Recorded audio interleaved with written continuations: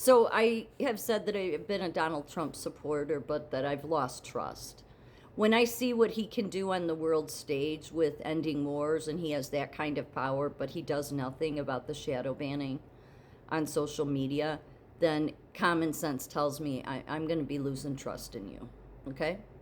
That said, he serves some role, and it's not the devil, okay? Because the man was eradicating human modern day slavery in his first term, okay? And still is. So I mean, it's it's not that. There's part of me, and there's no evidence to point to this, most especially since he praises the Republicans so much, and I just see both parties as a bunch of flying monkeys of social control.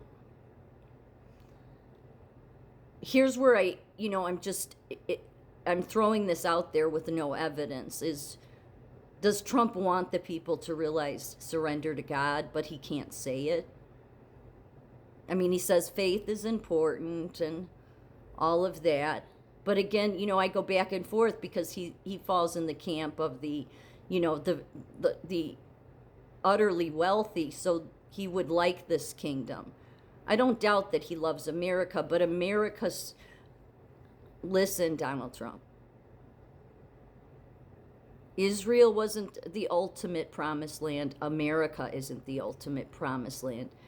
God's kingdom returning to earth is God's ultimate promised land. All of these countries, especially America, Israel, England, in some way in the West, have been used to help move the people forward. Not because let's stay here and America's the greatest. America will be the greatest in God's eyes if the Americans that God needs to meet the challenge of fully surrendering to him instead of government. That means all of it. If the Americans can meet that challenge, then he'll place his pillar here, because no other country's done it. Every country has always tried to, let's do the divided loyalty between God and government. Partly because I think, it's the people themselves and the government and the people in general just not having a full faith that God truly brings a kingdom. That's why he talks about the sky breaking open. I fully believe in that, Donald Trump. And see, many people would say, well, you're a nobody. Yeah, again, but Jesus went to all nobodies. They were all broke. They were, many people would have saw them as just a bunch of losers, just a bunch of nobodies.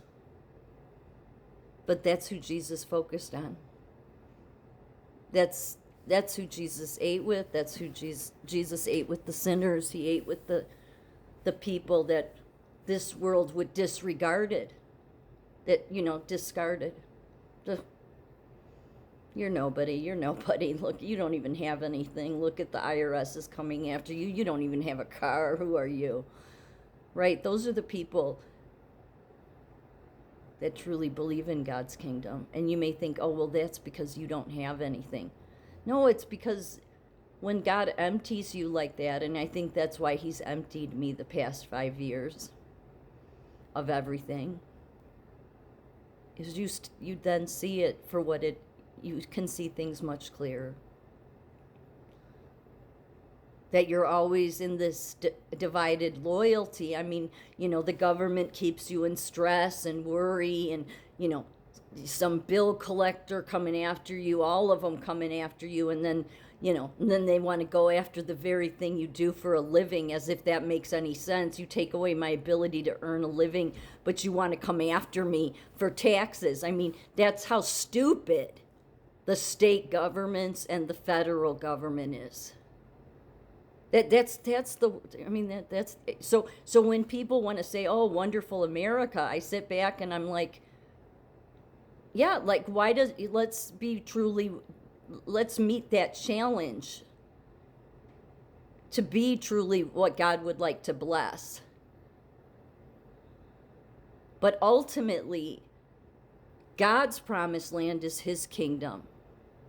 So all the governments, even Donald Trump, you can fight for America. I don't hate America. I've always been patriotic.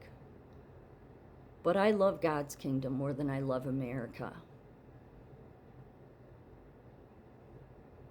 And if you truly want, Donald Trump, if you truly want God to bless America, then you should love his kingdom more than you love America.